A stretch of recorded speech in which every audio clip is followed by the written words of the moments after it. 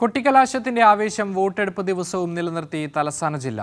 SIR-ന് ശേഷം നടന്ന ആദ്യ തെരഞ്ഞെടുപ്പിൽ വോട്ടർമാരുടെ വൻ പങ്കാളിത്തമാണ് തിരുവനന്തപുരത്ത് ദൃശ്യമായത്. ജില്ലയിലെ പോളിംഗ് ശതമാനം 77% കടന്നതോടെ മുന്നണികളും ഒരേപോലെ ആത്മവിശ്വാസത്തിലാണ്. തലസ്ഥാനത്ത് ആര് കളം പിടിക്കുന്നുവോ അവരാണ് കേരളം ഭരിക്കുക. അതാണ് പോയ കാലത്തെ കേരളത്തിന്റെ തെരഞ്ഞെടുപ്പ് ചരിത്രം. രാവിലെ 7 മണിക്ക് വോട്ടെടുപ്പ് ആരംഭിച്ചതു മുതൽ തലസ്ഥാനത്തെ പോളിംഗ് സ്റ്റേഷനുകൾ സജീവമായിരുന്നു. കൊട്ടിക്കലാശത്തിന് സാക്ഷ്യം വഹിച്ച അതേ ആവേശം വോട്ടർമാരിലും പ്രകടമായി. നഗര ഗ്രാമഭേദമന്യേ വോട്ടർമാരുടെ നീണ്ട നിരയാണ് പലയിടങ്ങളിലും ദൃശ്യമായത്. SIR-ന് ശേഷമുള്ള ആദ്യ തെരഞ്ഞെടുപ്പ് എന്നതും ഇത്തവണത്തെ പ്രത്യേകതയായിരുന്നു. തിരുവനന്തപുരത്ത് 77% പോളിംഗ് രേഖപ്പെടുത്തിയതോടെ ഭരണ പ്രതിപക്ഷ മുന്നണികൾക്കിടയിൽ ചർച്ചകളും സജീവമാണ്.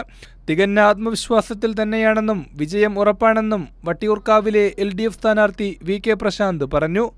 LDF ശക്തമായിട്ടുള്ള ആധിപത്യം അതിൻ്റെ പ്രചാരണ ഘട്ടത്തിൽ നേടിയിരുന്നു.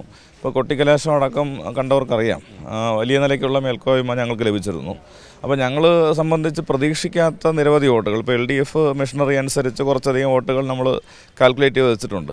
അതിനപ്പുറത്തേക്കുള്ള വോട്ടുകൾ കൂടി ഞങ്ങൾക്ക് സമാഹരിക്കാൻ കഴിയും. ഇപ്പോൾ MLA എന്ന നിലയിൽ നിറഞ്ഞു നിന്ന് കാര്യങ്ങൾ ചെയ്യാൻ വേണ്ടി ശ്രമിച്ചിട്ടുണ്ട്, വികസനങ്ങൾ നടത്തിയിട്ടുണ്ട്, ഇതിൻ്റെ ഗുണഫലം എത്തിയവരുണ്ട്. അപ്പോൾ അവരൊക്കെ ഞങ്ങൾക്ക് വോട്ട് ചെയ്യും, കക്ഷി രാഷ്ട്രീയം നോക്കാതെ വോട്ട് ചെയ്യും. അപ്പോൾ അതും കൂടി ചേർന്നായിരിക്കും റിസൾട്ട് വരിക. യുവാക്കളുടെയും കന്നി വോട്ടർമാരുടെയും സാന്നിധ്യം ഇത്തവണ ശ്രദ്ധേയമായിരുന്നു. കനത്ത സുരക്ഷാ ക്രമീകരണങ്ങൾക്കിടയിലും സമാധാനപരമായ രീതിയിലാണ് വോട്ടെടുപ്പ് പൂർത്തിയായത്. തലസ്ഥാനത്ത് മലയോര പ്രദേശത്ത് മഴ പെയ്തത് പോളിംഗ് ശതമാനത്തെ നേരിയ രീതിയിൽ ബാധിച്ചു. ഉയർന്ന പോളിംഗ് ശതമാനം തങ്ങൾക്ക് അനുകൂലമാകുന്ന വിശ്വാസത്തിലാണ് മുന്നണികളും. 80%-ലധികം പോളിംഗ് കടന്ന കാട്ടാക്കടയാണ് ജില്ലയിൽ മുന്നിൽ.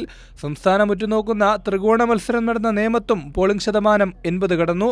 വോട്ടെണ്ണൽ ദിനത്തിൽ ഈ ആവേശം ആരുടെ വിജയമായി മാറുമെന്നതാണ് എല്ലാവരും ആവേശത്തോടെ ഉറ്റുനോക്കുന്നത്. കൈരളി ന്യൂസ്, തിരുവനന്തപുരം.